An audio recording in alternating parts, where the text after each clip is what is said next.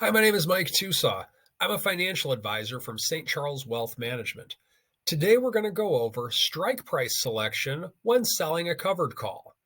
Now, when you're selling a covered call, the first thing to have an understanding of is that your sentiment should be what we like to refer to as bullish neutral.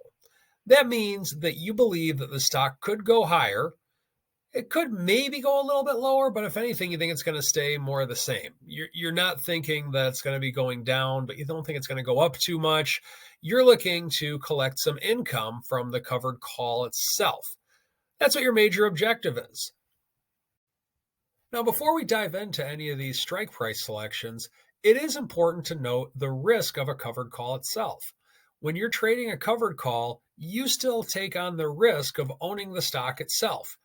The benefit from the standpoint of risk is that you will get to keep the premium regardless of what happens. You just still have to take on the risk of the covered call.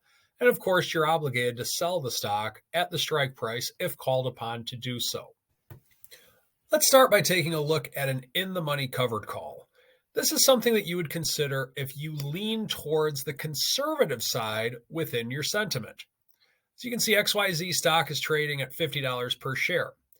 If we are leaning more conservative within our bullish neutral sentiment, an in-the-money covered call would be a good consideration. XYZ stock at 50, the 45 call is trading at $6 per contract. So that means you're locking in a loss on the stock if you start at this level.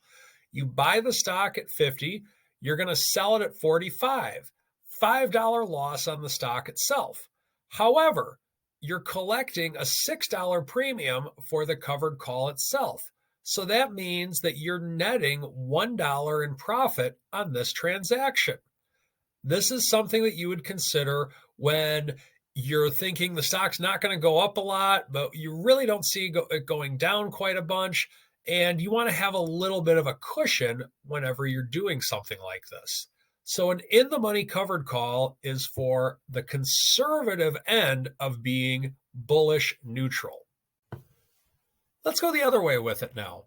Let's say that we believe that we're leaning a little bit more to the bullish end of the spectrum in our bullish neutral sentiment. Well, if that's the case, an out-of-the-money covered call would be something to consider. In this instance, XYZ stock is trading at $50 per share.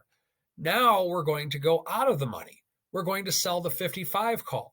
So that means that as XYZ stock goes higher, you're going to still participate in the gains of it up till $55.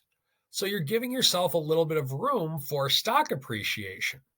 Now, keep in mind, you're still obligated to sell the stock at 55 if called upon to do so, and you're not going to get as much premium as you would from an at-the-money call or an in-the-money call for that matter. By doing this, you're sacrificing some premium, but giving yourself more upside potential.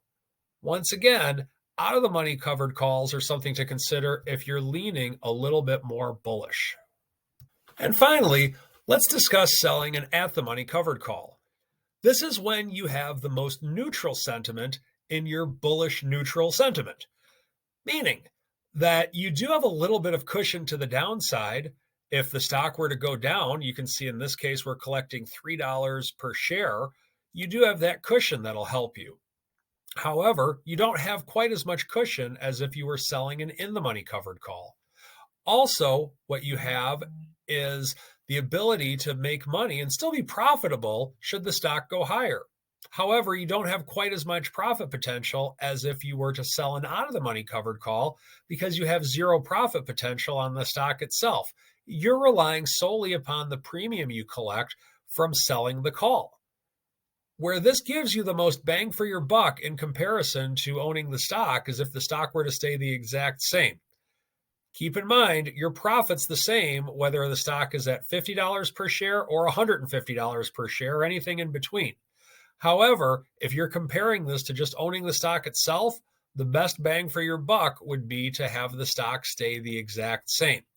This is something that you would do, once again, if you are very neutral on the stock itself.